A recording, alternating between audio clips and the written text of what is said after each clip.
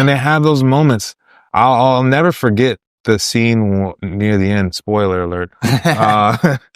That you know what? They deserve for it to be spoiled. If you haven't seen Blue Velvet, can you show a clip of this? Can you show a clip? I might be able to. We'll try. Maybe a frame. Yeah, we can show a little frame for sure. All right. So the frame is when what's the guy's name? What's his name? And Kyle MacLachlan. Kyle MacLachlan. Yeah, the main character. When he walks into Homegirl's apartment and some shit had already gone down, and there's the detective who's like wearing the yellow suit, and he's just standing there. He already been shot in the head, but he's standing there still. I love that image so much. It was so haunting, dude. Like that kind of thing. It's just so surreal and such a kind of like, wait, is this a mainstream movie? Is this not? But it's just one of those things like you would see his painting background right there. Because that's just like some bugged out business. And I feel like it's a juxtaposition between this like suburban, like kind of fake light vibe. Like in the first scene, I think is like some dude watering the garden or whatever, and he like chokes himself. Fire truck going by, all of Yeah, he's the best, man. And so you like, how many years? It's been like 8 years that you've been making movies now, or have you maybe before that on a smaller scale, or how long have you been making movies? Well, if you want to go there, for a while. I started messing around with camera a long time ago when I was a kid. When I was in film school, I made a short film called Use Me, which won the audience award at the time. And I've just been always messing around with stuff. My friends have seen all my work, but the rest of the world hasn't. Dude, I love it. It's crazy. Like Kuso and VHS and Ash are all epic, and they break your brain. Like it's what art is supposed to be, I think. Like it's really, they're all insane. So everybody gotta go watch. Kuso was fun. And Kuso's great, my favorite, I think. Yeah. Kuso's fun because it's at that point now where people are re-examining it and they're like, man, that movie, I love Kuso. But at the time, people were just like, what the fuck were you thinking, dude? What are you doing? You can't do this. You can't do this. And it was really right. That movie came out like right before you couldn't really do anything anymore. It was like right when they started like, cancel culture vibe. Right. And I feel like I felt that coming on. Like, just peoples were getting a little sensitive to stuff. But I feel like now, because things have gotten so stale in a way, something like that kind of stands out. It's coming back. Yeah. I think like Gen Z, Gen Alpha, I think they're just like, fuck this. Like, we like good art. Like, it's all good. It was just some of the people who saw Ash were like, oh, man, I don't know. It's not like Kuso, man. And I'm like, well, all right, fair enough. Yeah. It's definitely not Kuso. No, Kuso is will break your brain. Ash is a little more of a movie, like structured. And Ash is amazing, man. And I feel like it like really plays on themes that are growing in the zeitgeist right now. It's kind of the AI theme a little bit. And it's also, it's a little bit of the pandemic COVID thing going on as well, where you have this kind of brain eating, like, parasite that takes over. I don't want to spoil that either. You spoiled it already. I might have just spoiled it. Yeah, let it happen. Just let it happen. That's cool.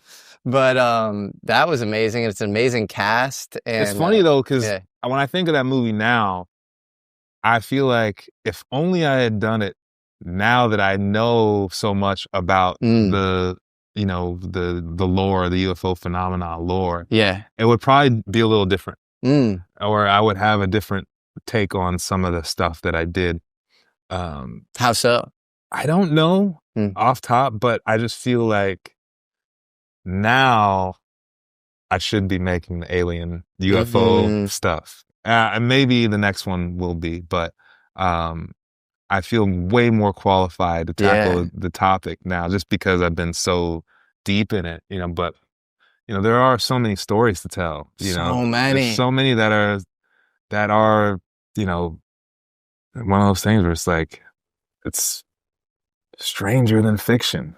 You just took the words out of my mouth. I was like, that's what I love about the UFO topic is it is weirder than fiction. Yeah. And that's a cliche to say, but it's true. It's absolutely You hear true. some of these stories, you're like, what happened? And then you're like sitting in front of the guy and you're like, you have no mental health history and you were in a high position in government and like. You got security clearances, all that. He's saying all that. Yup. Wild. Crazy. Wild. But yeah, I find so much inspiration in just listening to the stuff. Whether or not it's true or not, it doesn't matter. It's like, I just find it fascinating. I'm like, yeah, keep talking. Well, I can't wait to see the Fly Low UFO alien movie. Neither can I. Neither can I. And neither can my friends because I can't stop talking to them about it. So they're ready. I love it. It's one of those things where once you go down the rabbit hole, it's like hard to not be annoying about it. Like I know. I really had to just try to just not go there. But you know, some people be like, all right, so what? Give me the download. What's been going on? You know? And you always get looped back in. You get tired of it, and you're like, oh, this is crazy. There are all these psyops. There are all these full of shit people. And then you take a break, and then something happens. You're like, fucking back. Yeah.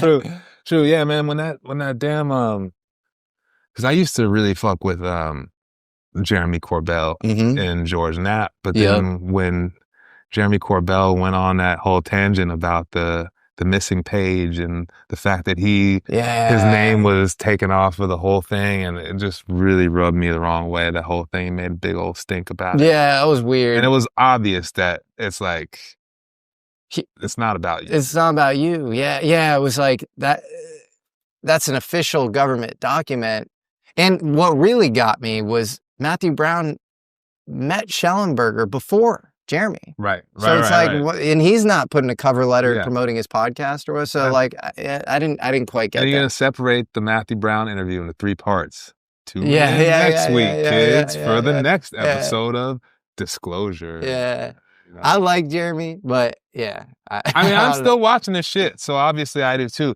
But it's just, it's all the stuff just makes me, it makes the unease part creep in. Totally. Well, Matthew Brown also requires a follow-up. Like the stuff that he said, it was like, you know, I saw these documents, Immaculate Constellation. Here's maybe the weirdest, most interesting thing. It was like, I figured out Immaculate Constellation. Lou Elizondo's name was tied to that program. And then Lou Elizondo's testifying with Michael Schellenberger saying, you know, I can't confirm or deny whether I was read in, basically saying I was read into this shit. So it's like, Lou, like, tell us, man. Like, and then you have Corbell, like, doing speaking tours with Lou and stuff. So it's like, let's take this thing a little bit further. And then Matthew Brown gets into, he just tweeted the other day. I don't know if you saw this. I didn't see it. Oh, he tweeted the weirdest, like, it was like talking about how the White House has like a crystal ball, basically. Like they have some proprietary AI that like predicts future timelines, which is from a story base. Like if I were trying to be inspired for like a movie, like so interesting, but like, it's like, dude, where are you getting that? Like that's fascinating. Man, like that would be crazy if true. Crazy if true. And I want to know, and we DM'd a little bit, but Matthew, if you're out there, follow up with me. I know you said you wanted to talk. Because that's insane if true. Yeah. That's fascinating. Yeah. And implying that like, what else did he say? He said a lot in that interview too. He said a lot. And he said that there is a God, but that we're in kind of like this prison planet, and that these, you know, beings are, you know, we're kind of like captured by some of these beings. And we're like an energy source or something like that. An energy source. About that? Yeah, we're a resource. That's what he said. Yeah. Yeah, I don't know. That's kind of dark. I don't know. I don't know if I want to believe that that's it. You know, hopefully there's some more meaningful shit going on. I hope so too, man. We're not just getting mined. I wouldn't be surprised though, but they'll stop eventually. They're like, hey, you know what's funny though? I keep thinking about this shit. Like, aside from the Barney Hill, any other black abductees out there? Well, is it like that is the OG? That is you. Like, we talked about this last time. Oh, that is the OG, you know, abduction. Yeah. So, but that's a great question. I mean, aerial school, right? Aerial school for sure. Then there's that little girl who says, in space there's no love and we have love, and so that's why the being wanted to come down and interact or whatever. I think that in space there's no love. And down here there is. There is love. Yes. So. But yeah, like they're not. But you think the ratio is a little off. They're not taking no black people at nighttime, coming in your crib and like taking you. They just it's for some reason. You think it's a lower percentage than the percentage of the population? Or I mean, maybe it's just not reported or something. But I don't know.